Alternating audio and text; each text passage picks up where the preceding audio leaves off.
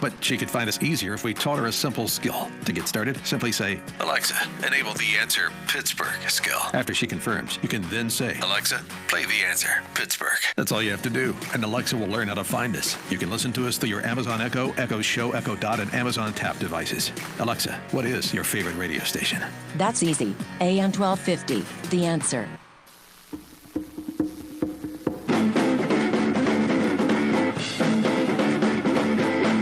Hurry up and wait.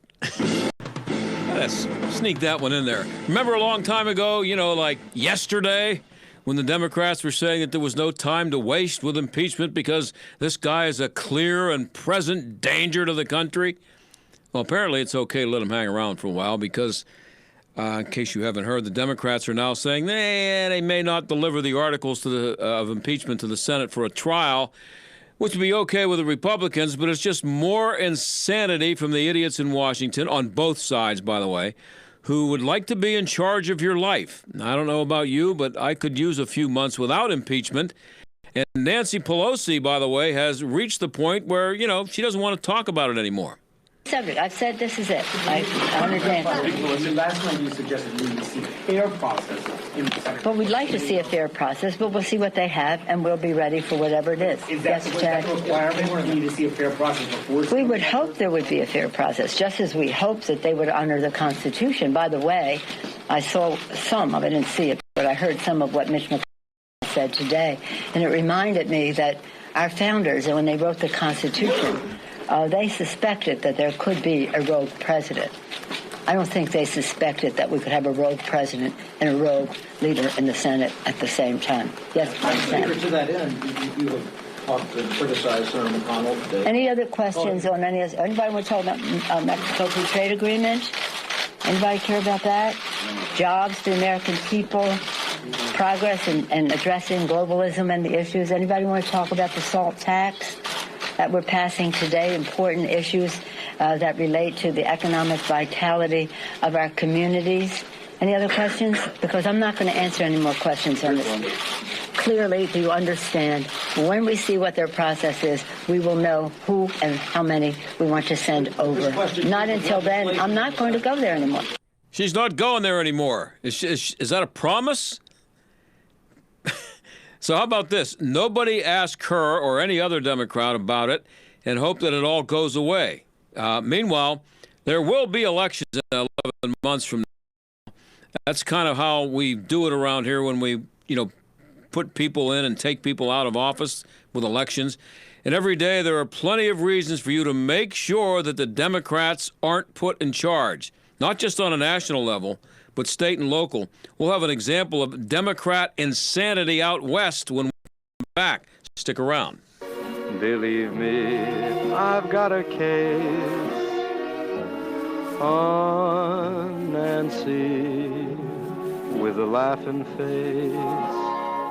Obamacare, Trump Care, ACA, COBRA. There are so many choices, but all seem to bring one word to mind: expensive. There are lots of changes happening in healthcare today. Fortunately, I know someone that has been on the forefront of health insurance for years: Todd Marley at Marley Financial. Todd and his team of professionals are licensed with virtually every health tree.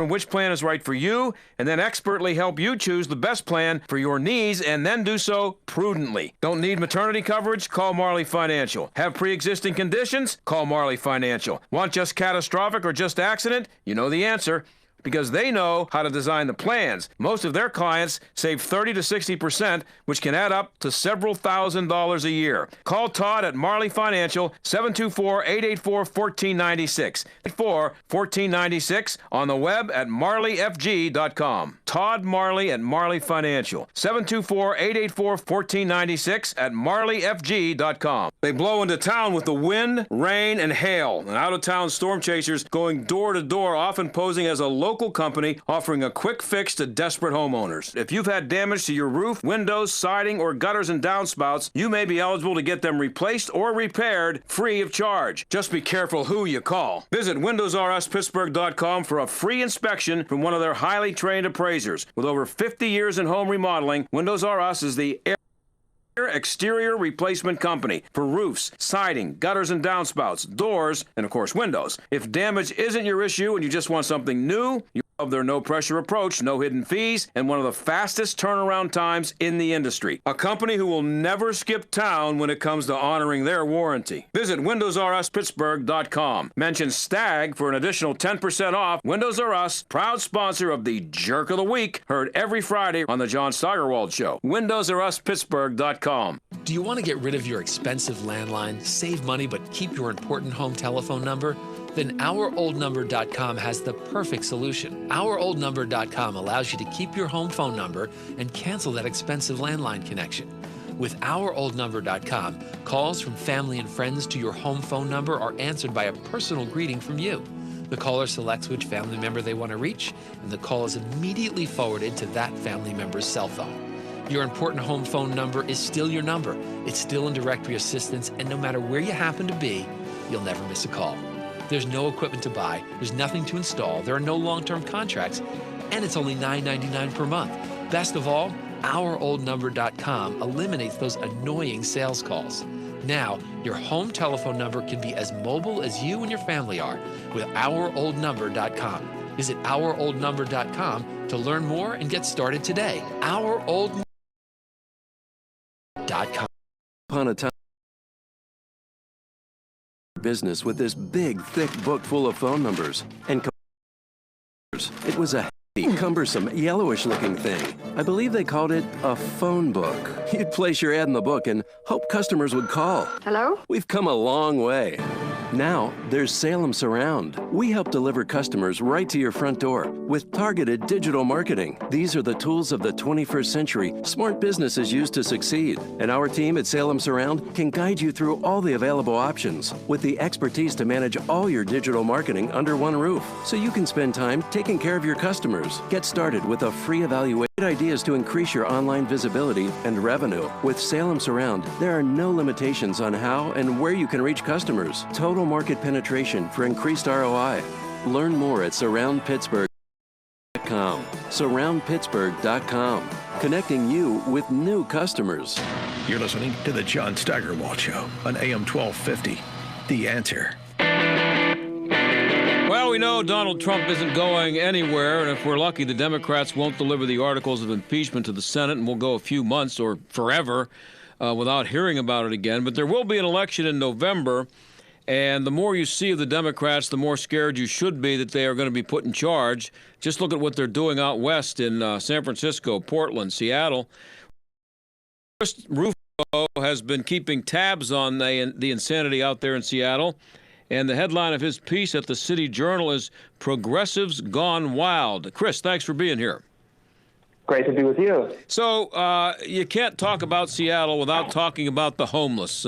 So what's going on out there now? We've had you on before, and some of the stuff going on there is just beyond belief.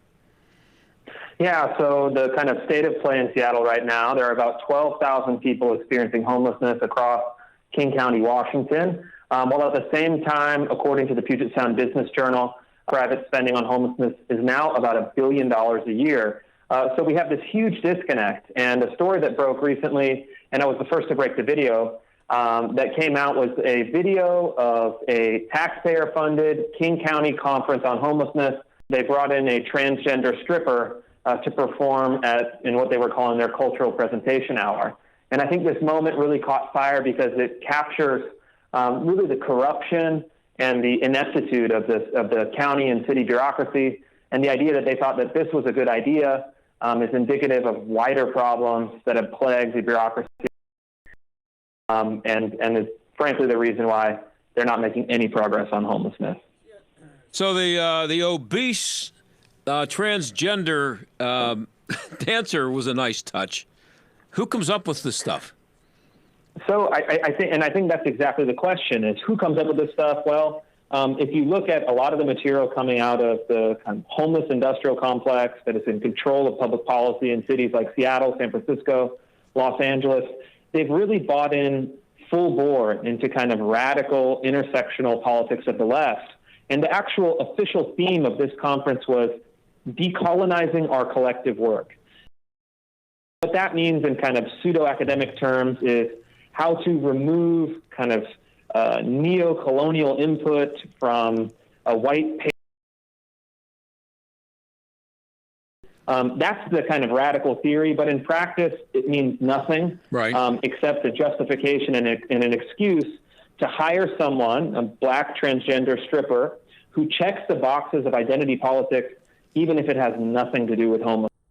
Oh, boy. So what could possibly be expected to come out of a conference with the theme decolonizing our collective work, where the government says the government's responsibility is, quote, interrogate the current structures of power and examine the legacies of structural racism in our systems and co-design a path towards liberation with black, indigenous, brown, and other marginalized community. I don't even know what that means, but that's what they were all gathered there for. Yeah, and I think there's a number of ironies in that statement. You know, the whole theme was to interrogate the structures of power. That's a kind of 1960s style thing to basically say we need to look at who has power and hold them accountable because they're doing all of these terrible things. The irony, though, John, is that if they truly wanted to interrogate the structures of power, they would only find themselves, because progressives have been in control of Seattle city government for more than a generation. So if there is, in fact, still institutional racism or oppression, they're actually the ones that are responsible for it. So it really exposes the kind of absurdity of this rhetoric. And you have people who have bought into this abstract rhetoric, I think only as a defense against their record of failure on the tangible, concrete issues. No matter how much money they spend, there's more and more people on the streets than ever. And rather than deal with the reality of life on the streets, they've kind of retreated into this pseudo-academic language that really absolves them of their repeated failures.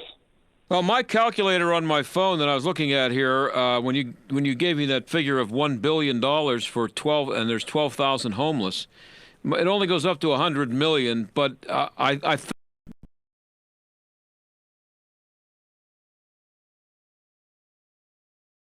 12,000 homeless people, you could write a check to each one of them for $90,000 a year. That's about what that $80,000 a year. Yeah. So you know, and that's the really mysterious question. People say, well, if we're spending $80,000 a year per person that's on the streets, why isn't the problem getting better?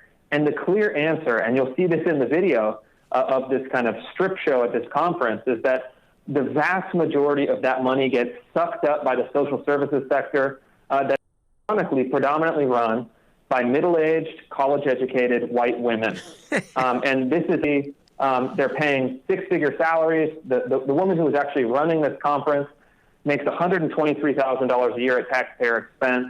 And I think that's the real scandal, is that the bureaucracy is keeping people on the streets because they're sucking up all of these resources to pay themselves these cushy jobs where they can attend strip shows and talk about decolonial activity. And isn't this the case in so many instances with progressive and Democrat policies that are all about welfare and the confiscation of wealth and the redistribution of wealth? That, you know, if you look at the welfare program and how many people are on welfare, you could just send checks out to people for enough to live on for a year if you just eliminated about half the jobs of the people in charge of getting the checks to them and coming up with the policies. And I think there's really starting to be bipartisan frustration about this system. And even someone like Andrew Yang, who's running for president, has proposed a universal basic income. And there are certain problems with that we can get into, but the idea is cut out the middleman. If you actually want to just give people money, just give people money. Yeah. Because right now what you're seeing is that it's all absorbed by the bureaucracy that has no incentive to actually solve these problems. So I think we're in a moment where people are starting to say, wait a minute, where is my tax money going? Why isn't the situation getting any better? And is there any way to hold these people accountable? And so any attempt to fix the problem, though, is dismissed or attacked as oppression, right? You're just oppressing people if you try to fix it.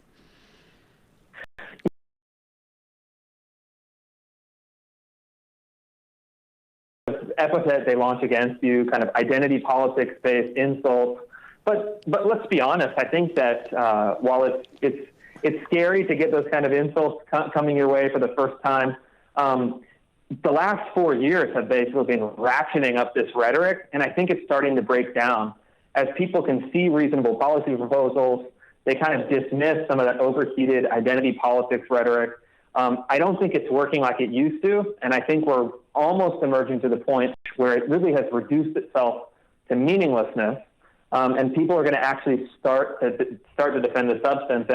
And the good news on this whole video that emerged, that broke on social media and then kind of worked its way up to national media, it put so much pressure on the executive director of this King County, Washington agency that she was forced to resign over the weekend. Good. So that's one victory for taxpayers.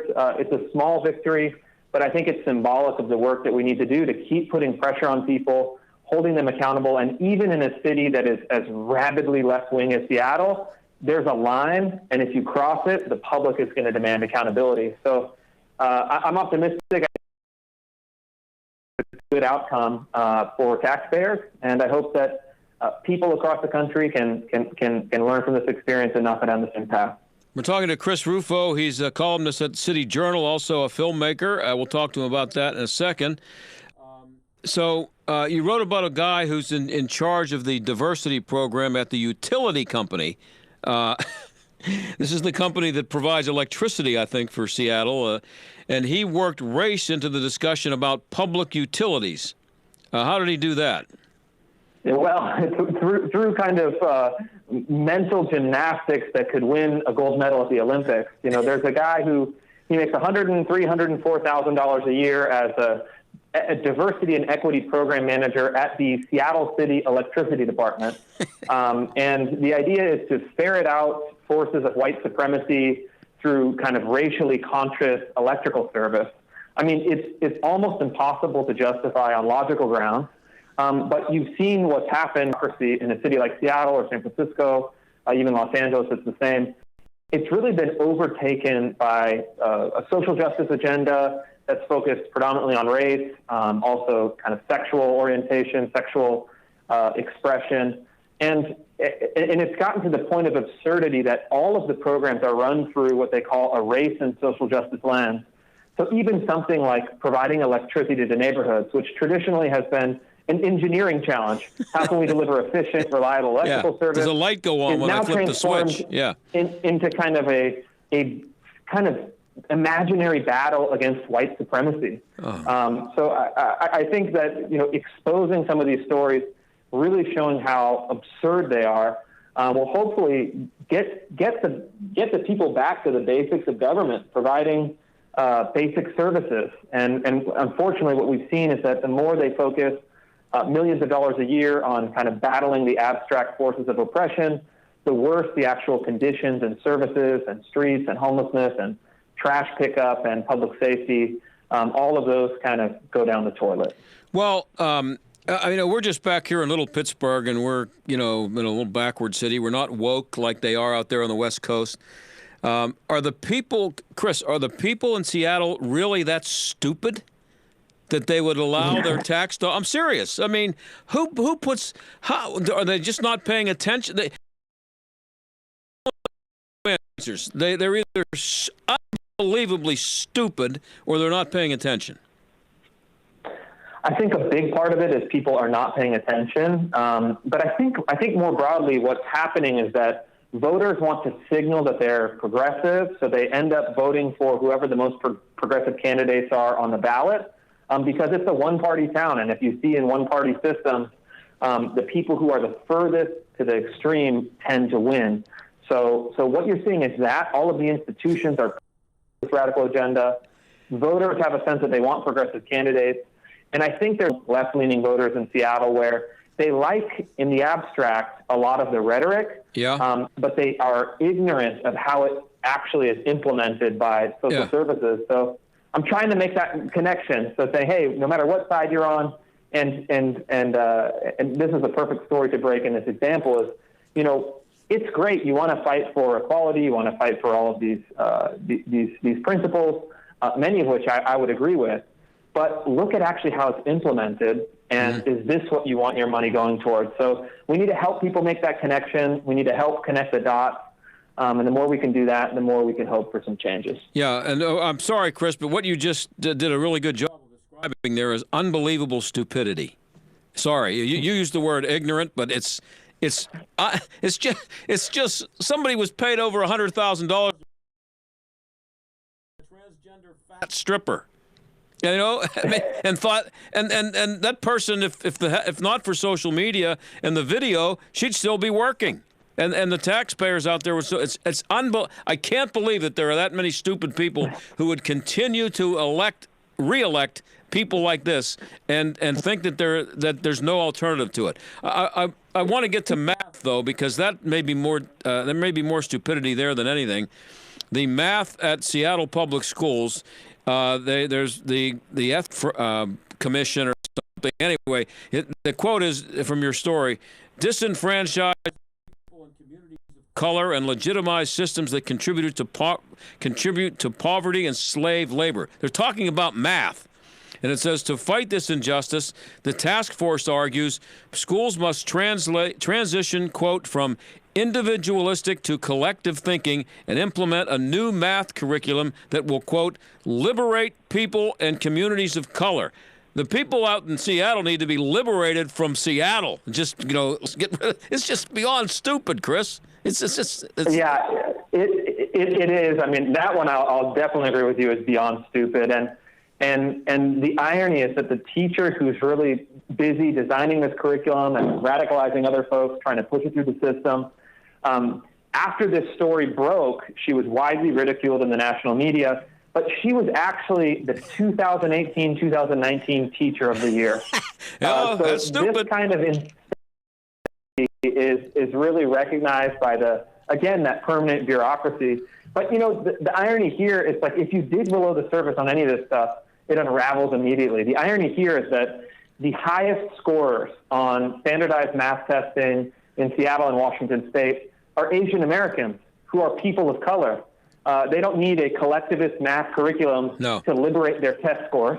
So it really is a meaningless formulation. It's all based on kind of reheated rhetoric from the 1960s about liberation and oppression that is itself kind of rehashed rhetoric from the 19th century kind of Marxist playbook. So I think, there's got to be a point where people of sound mind and rational mind look at this stuff and say, okay, we've kind of gone down the ditch, we've hit the bottom.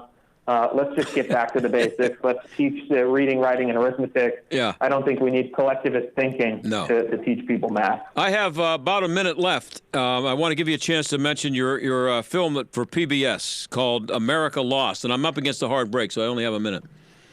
Yeah, absolutely. So I directed a film looking at life in 3 forgotten cities. It's going to broadcast on PBS on January 6th. And if anyone's curious, they can visit the website americalostfilm.com. That's just americalostfilm.com. It's really trying to take a look at what's happening to that fraying social fabric in struggling communities. And one of the communities featured in the film is Youngstown, Ohio, just a few-hour drive from Pittsburgh. Yeah. Okay, so, Chris, I appreciate you being on. When I see this stuff, it just scares me to think of these lunatics being in charge on a federal level. And we're going to have some people in a debate tonight who are going to be proposing things that aren't much less ridiculous than the stuff that you talked about here. But agreed. Well, you heard it here first. Yeah. Thanks for being here. Always good to have you on. Hope to have you on again, Chris. Likewise. Bye-bye. All right, thank you. That's Chris Rufo of the City Journal, and don't forget his documentary film, coming up on PBS called America Lost, coming up next month. And we will be right back here on the John Steigerwald Show on AM 1250, The Answer.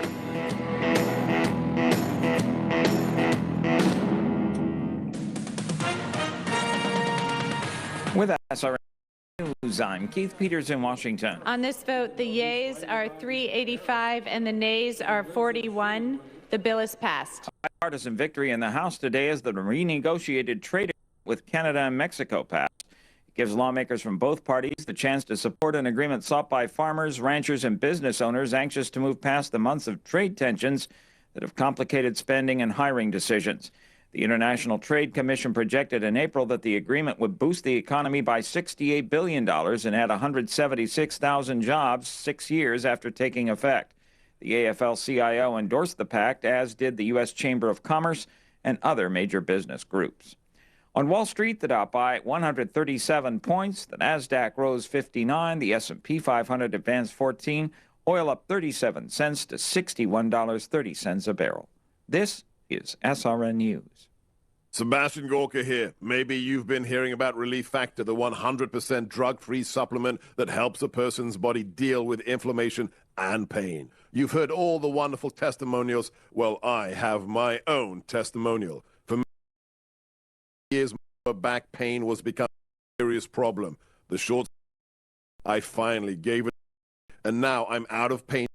So if you're in pain, you can order to Relief.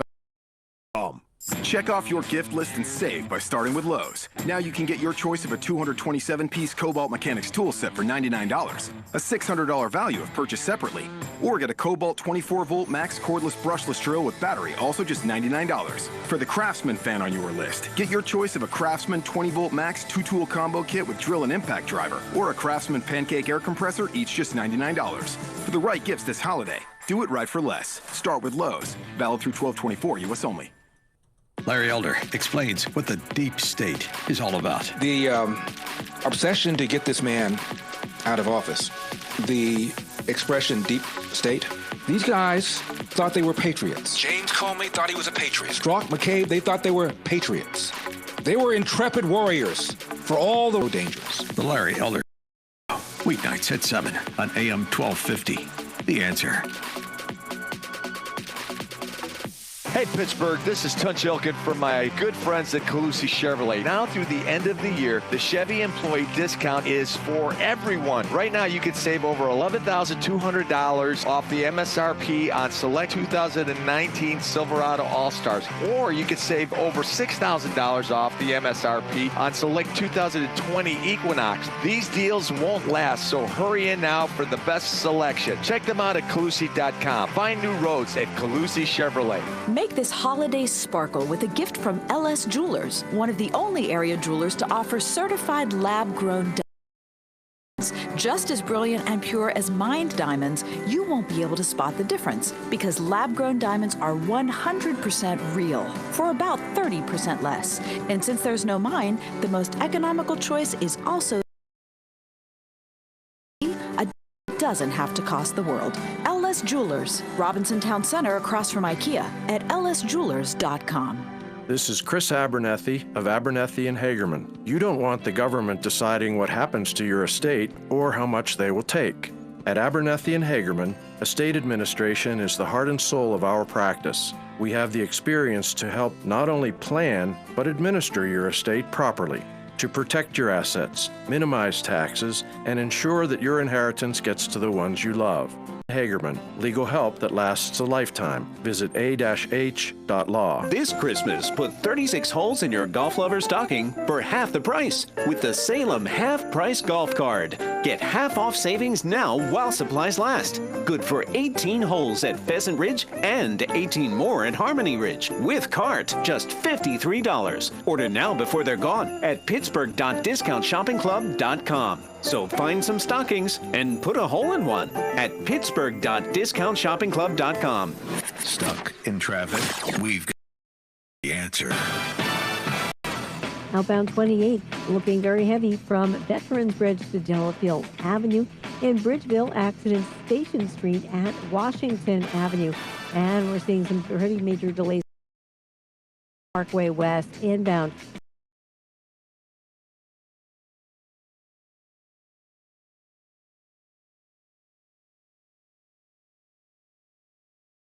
AM 1250, The Answer. Weather. Mainly clear and cold for tonight, low 19. Sunshine and some clouds Friday, high 35. Friday night, partial clouds, low 23. Saturday, clouds and some sunshine, high 45. Sunday, sunshine and some clouds with a high 46. Monday, high 47. Cast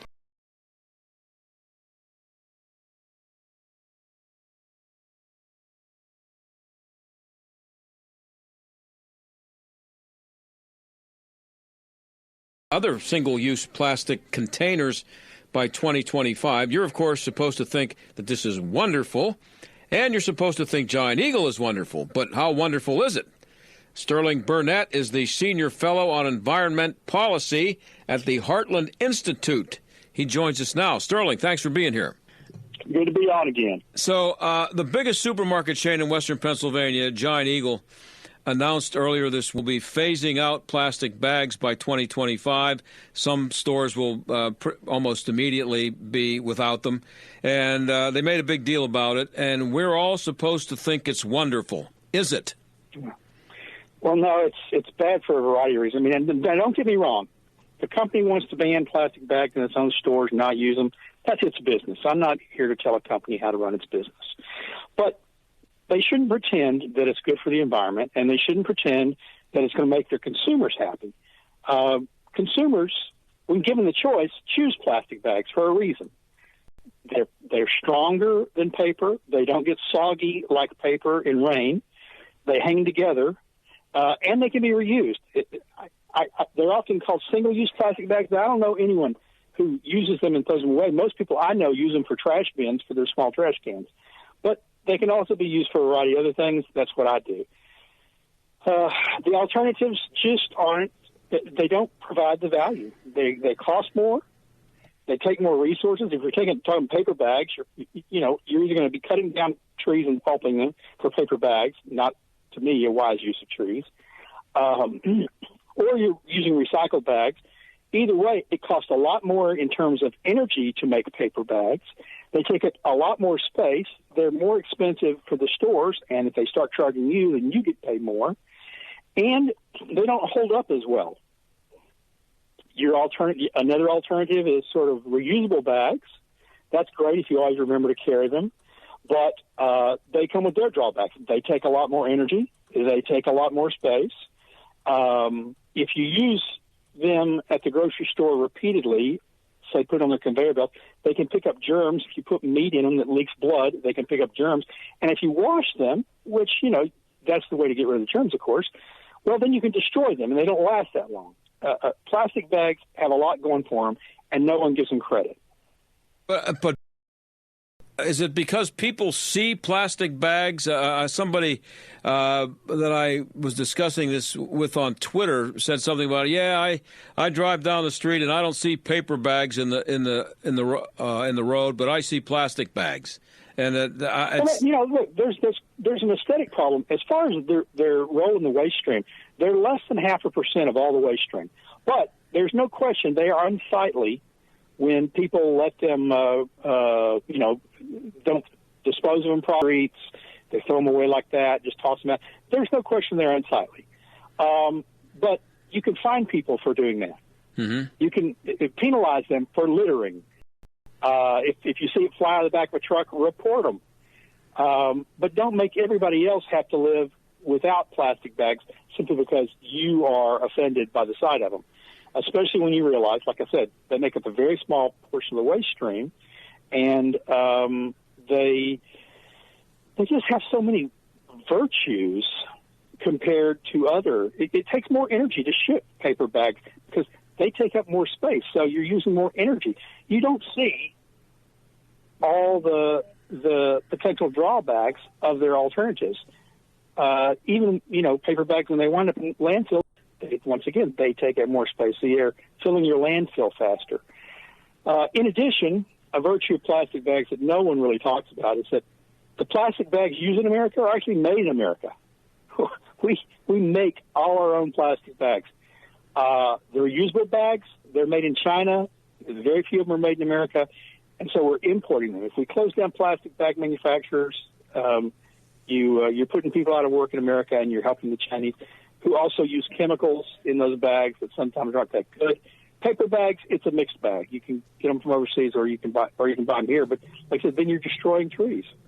I just don't see much good. What I think your retailer will find is that if he has competitors that continue to use plastic bags, his customers will start shopping there, because that's what they've done in cities that have banned plastic bags, that have grocery stores along their borders. people shift their shopping to the grocery stores that have the plastic bags in the neighboring towns. So their retailers lose business. Yeah, I just don't see much good to be said for it. It's and I don't know what the nanny state should not be involved in banning them. And like I said, if a grocery store wants to, that's its business. But it should not get away with pretending it's better for the environment, because it's not. And I don't know what the percentage is of people who actually bring those reusable flannel bags or whatever they're made out of to the store. I got to believe 5%. Foods or place like that, you might see more because it's a kind of a liberal store, and it caters to that audience or that market. But I just don't see people dragging a bag back and forth to the store catching on. Well, I mean, some people do. There's no question about that, and it's good that if that's what they want to do, that's fine, so long as they're careful. Because, like I said, if you walk on your supermarket and you grab a bag of pork and a cellophane package, if it leaks, it gets in your bag, and that can cause bacteria. If you put it on conveyor belts that have had other bags, other meat and poultry products and things, it can get the liquid on there, and it can spread disease. And once again, there's a solution for that, except for, some of these bags, some of these reusable bags are also plastic. Not all of them are cloth. Right. Or they're cloth and acrylic mix, so you got the plastic in there. Once you start washing those things, though, they start falling apart pretty quickly, and they seem to be they're less reusable than you might otherwise think they are. I think it should be consumer choice. If people don't want plastic bags, there's not a store I know of in the world that forces you to use plastic bags. No. You can ask for paper if they've got them. If not, you can bring your own, or you can bring suitcase. You can bring any kind of container you want to carry your groceries. If that's what you want to do. Yeah. But it should be your choice. It shouldn't be the nanny state's choice.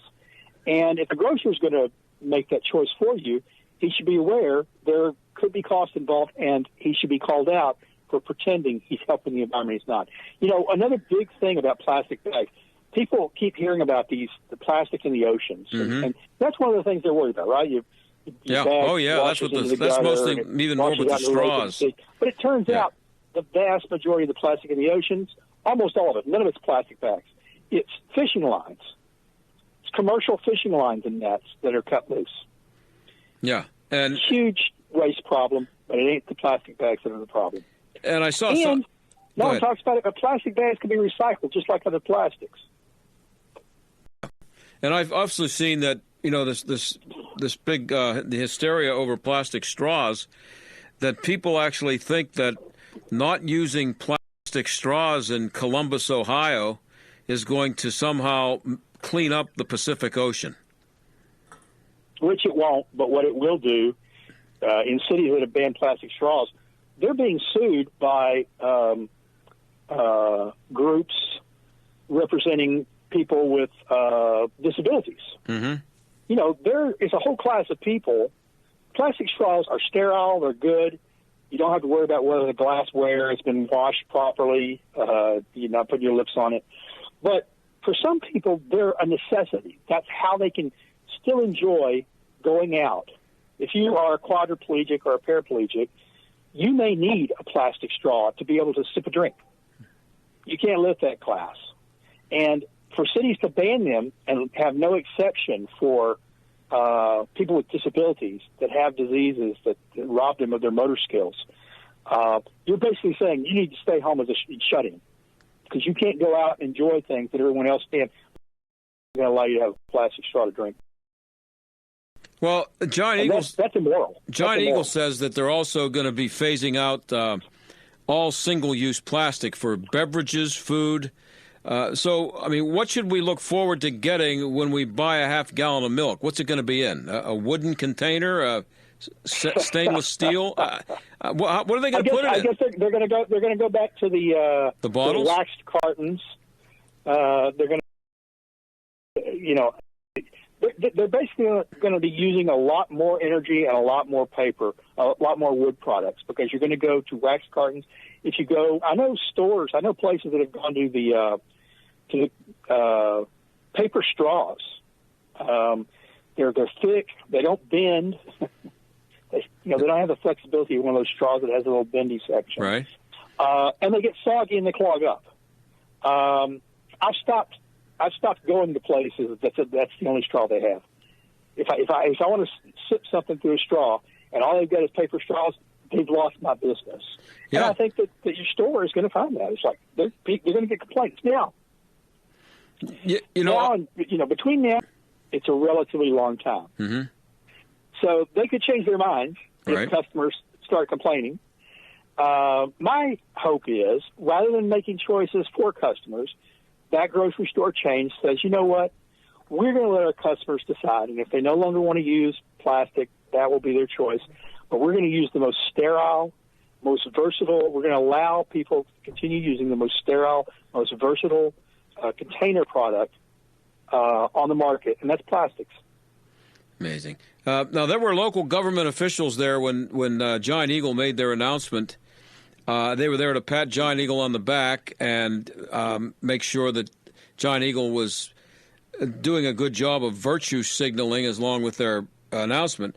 So how many have actually banned plastic bags? I know in Boston they call plastic a public enemy. Yeah. I can't answer that question off the top of my head. There have been some cities that have banned it.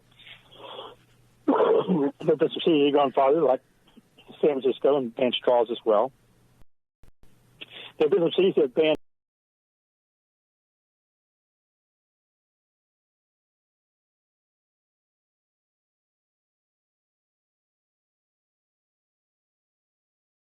as well. Use more energy, take up more space, but some places have done that. But I don't have a figure. In Texas, several cities did it, and the state said, and then some cities rescinded it. They said, you know what, our public didn't like it, so we got rid of it. In Texas, what happened is some cities rescinded it, but other cities didn't, and the state intervened. The Attorney General of Texas intervened and said, you know what, we have a law in the books that says you can't decide what kind of containers people can carry things in. That's state law, and you can't violate state law. And so the cities in Texas have left. Some states have banned plastic bag bans.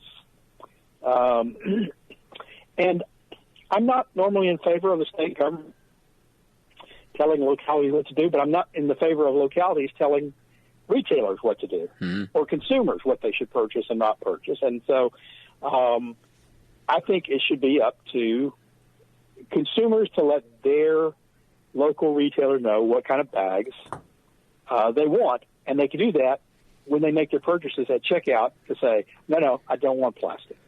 I want paper. No, I've got my own bag. Yeah. And if you don't want to do that, if you want to use plastic, that should be your business and no one else's. Well, what are fast food restaurants going to be expected to do for all that stuff that goes out the drive-through window if there's no plastic? I mean, should trees be nervous about where the future knives and forks are going to come from?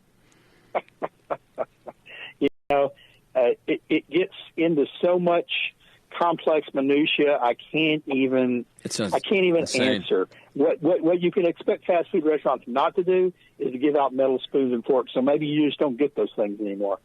Your sporks or whatever you want to call them. Yeah. With your meal, with your Happy Meal, you don't get something to eat them with because nanny state environmental scolds have said, no, you don't have that choice anymore. We've decided for you. We know what's best. Yeah. One of the restaurants I go to up in Ontario all the time, and they're very much into this up there, the first time I went in there, and I got a salad to go with a Diet Coke in a cup from the fountain, with a plastic cup on it, in a plastic cup. And they gave me a plastic fork and a knife to eat my salad with, but the straw was paper. And they feel wonderful about it. So I guess they think they've accomplished something. I guess they do. The truth is, I don't think most people, even most managers of fast food or corporations, I don't think they really research it. I think what they see is a chance to get a public relations coup. Yep. To say, we're green too. We're for the environment. And how you know we're for the environment? We've gotten rid of single-use plastics. Right. They don't look to see whether, and no one calls them on it, whether it actually does much good for the environment. The reality is, the evidence is, it does not. It costs the environment. You use more energy. You use more resources. You use more water. You know, if you're recycling paper products, you're pulping it, you're using a lot of water to do that. You're getting toxic chemicals out of those things before they're reused. So it's just people need to. Most people don't have time to do the research, but the research is out there, and it would be a nice thing if corporations, rather than wanting to appear green, did the research and found out what is green. And you know what's green? Consumer choice is green. Plastics are green. Well, hey, Sterling, I'm out of time. I really appreciate it. That's why I have you on, because you guys do the research and that people don't have the time to do. But I really appreciate you being on. Thanks for having me, and I look forward to being on again in the future. Take care. Thank you and very Merry much. Christmas. All right, same to you. Sterling Burnett, Senior Fellow on Environment Policy at the Heartland Institute. We'll be right back. We're living in a very successful, affluent society for many people. Yet it's also true that there are people that are being left out of that. And how do we reach those people? Joelle Gilliam, Executive Director at Light of Life Rescue Mission on Pittsburgh's North Side. So part of what Light of Life does is that we help them in our education and employment program to connect with workforce development, to look at the skill gap that exists. And so we're partnering with places like the community college. We're taking our clients, once they are clean and they are ready to move on, now they can actually get credentialed in an area where they can be hired to work with UPMC or Google or Amazon or these other places. And so it provides an on-ramp for those who are left out to get back involved in society.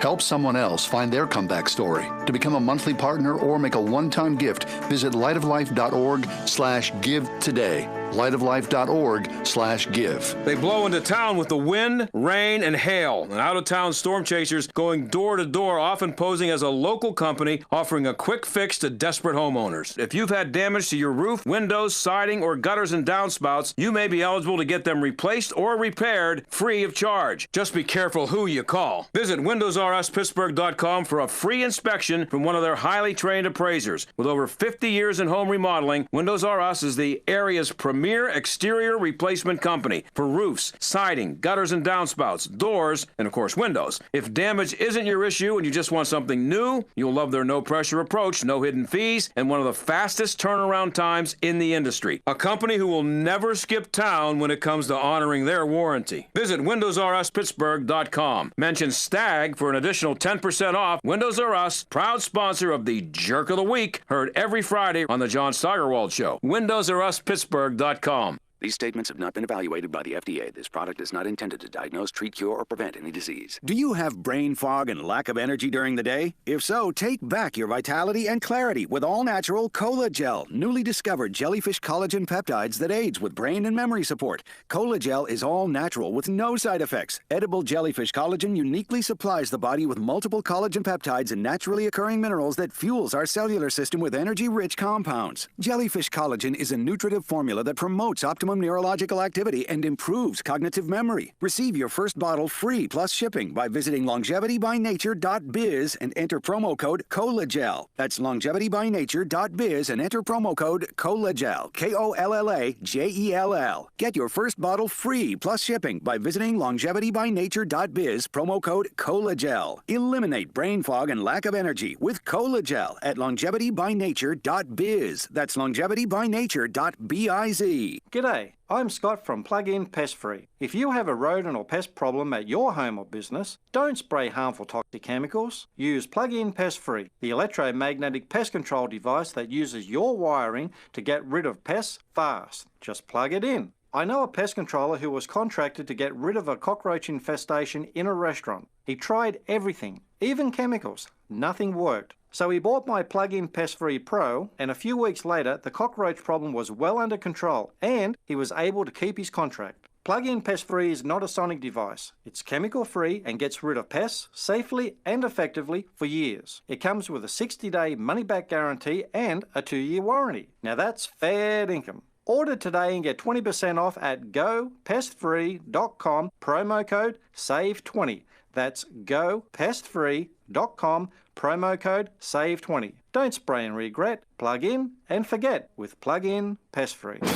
This is the John Steigerwald Show on AM 1250. The Answer.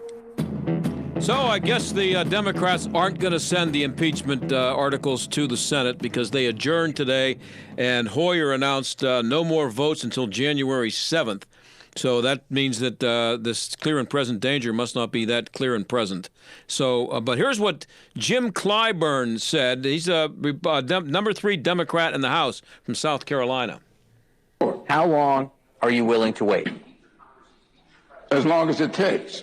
Even if he doesn't come around to committing to a fair trial, keep those articles here.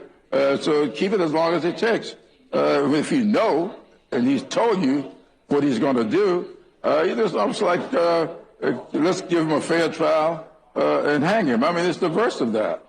Yeah, there you go. Give him a fair trial and hang him. Just think for a minute, for 1 second even, if someone had said that about Barack Obama, just give him a fair trial and hang him. Think of all the things that would go with a statement like that when referring to Obama. But that's what Jim Clyburn said. And the Democrats are now going to wait until after Christmas, which is nice because maybe Nancy Pelosi can go shopping for some new dentures or something, or some, I don't know, something, another layer, a couple layers of makeup. Anyway, that's it for the Democrats until January. To hear about it for a while. We'll see what we're talking about tomorrow. I'll talk to you then. Bye.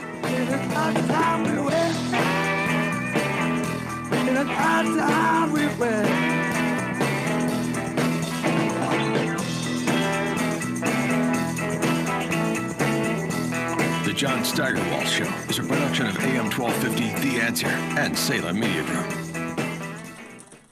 This is Jay Hagerman of Abernathy & Hagerman.